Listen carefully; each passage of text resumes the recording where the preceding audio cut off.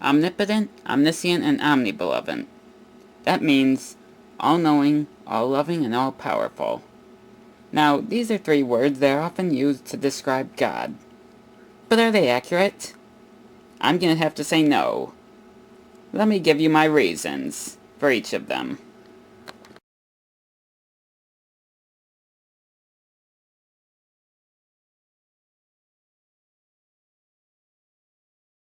First up, we have omnipotent. That means all-powerful. Is God all-powerful? No. I wouldn't say that even remotely. For example, if he was all-powerful, how come Satan is still around? How come he can't stop him from wreaking havoc? Does he allow it? Or is it that he really can't do anything about it? But then again, he supposedly created Satan, so why did he even do that? And why can't he stop his own creation? Another example would be the fact that when the Jews were slaves in Egypt, he had to go to Moses and have him tell the Pharaoh to free them, when what he should have done was use his magic powers to wipe the Pharaoh's memory that he ever had slaves and place the slaves somewhere else and then take their memory away. That way, no one would ever know each other existed and they'd both be happy. So there you go. He's not all powerful.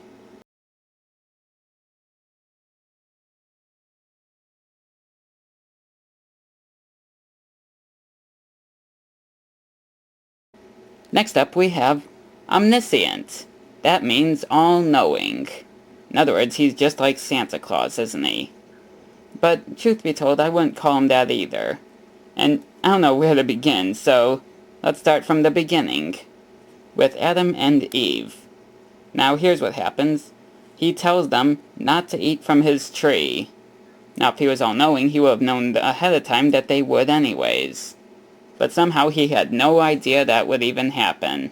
Never crossed his mind that placing that tree there would cause them to, out of curiosity, go and eat from the tree. No, that never crossed his mind, did it? So that's the first example. Then let's skip ahead to their two sons, Cain and Abel. Somehow, after they gave their sacrifices, he did not foresee the fact that Cain would kill his brother.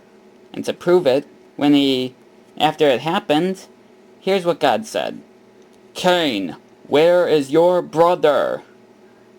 Now, if he was all-knowing, he should have said, Cain, I know what you just did. But he didn't. But let's just suppose, for all intents and purposes, that, seeing as these were two kids, he was just playing along and pretending not to know. So then here's a thought. Later on with the slaves. How come he didn't know ahead of time that this would happen? Why did he even allow this to occur? Why didn't he stop it before it happened? This is something an all-knowing God would do. But it's obvious that he's not all-knowing at all.